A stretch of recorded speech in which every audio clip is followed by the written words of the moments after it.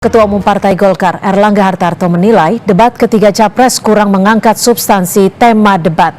Ia menyetujui usulan Jokowi soal adanya perbaikan format debat.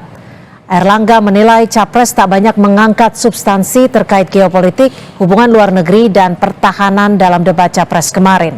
Tapi Erlangga mengklaim Capres nomor urut 2 Prabowo Subianto yang diusung koalisinya dapat menjawab sesuai apa yang ditanyakan calon presiden lain. Erlangga pun sepakat dengan usulan Presiden Jokowi agar ada perbaikan format debat. Tentunya kan yang namanya debat kita berharap substansinya tuh bisa terangkat. Nah kemarin substansi relatif terbatas yang terangkat. Padahal kalau kita bicara isu geopolitik, hubungan luar negeri, kemudian juga pertahanan, itu Indonesia kan banyak memimpin. Jadi tentu itu tetapi tidak terekspos. Itu saja. Banyak menyerang personal, sepakat Pak. Kalau itu saya no comment. Untuk regulasinya gimana Pak? Regulasinya serahkan KPU. KPU yang atur. Ini nggak Pak, diperbaiki formatnya. Format yang lebih cerdas tentu disetujui.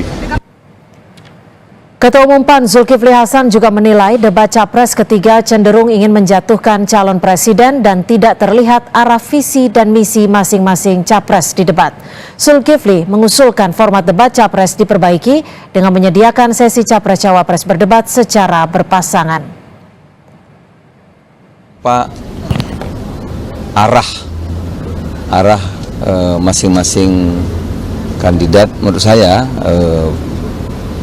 visinya seperti apa, perdebatan yang menarik gitu, tetapi semangatnya menjatuhkan menurut saya. Ya, saya sih sarannya itu ya, jadi ada satu sesi yang Capres dan Wapres bareng. Berbeda dengan Jokowi, Cawapres nomor urut 3 Mahfud MD menyatakan debat Capres ketiga tak menyerang personal. Mahfud memastikan pertanyaan yang diajukan Capres kepada Prabowo Subianto adalah informasi negara yang bisa dipublikasi. Mahfud yang juga mantan Menhan menyebut data-data anggaran alutsista adalah informasi publik, bukan rahasia negara. Ya mungkin, kalau penilaian presiden, kalau saya sih enggak. Misalnya rahasia negara, apa rahasia negara yang harus dibongkar? Enggak ada kan rahasia negara yang dirahasiakan.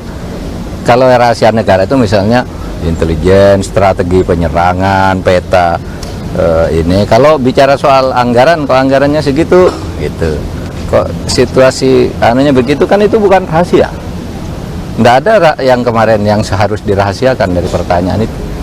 Kalau saya ya, saya kan bekas Menhan juga, mana yang rahasia? Saya tahu undang-undang rahasia negara, nggak ada dari pertanyaan itu yang harus membongkar sebuah rahasia negara. Itu bisa dibuka di publik karena bukan soal strategi pertahanan.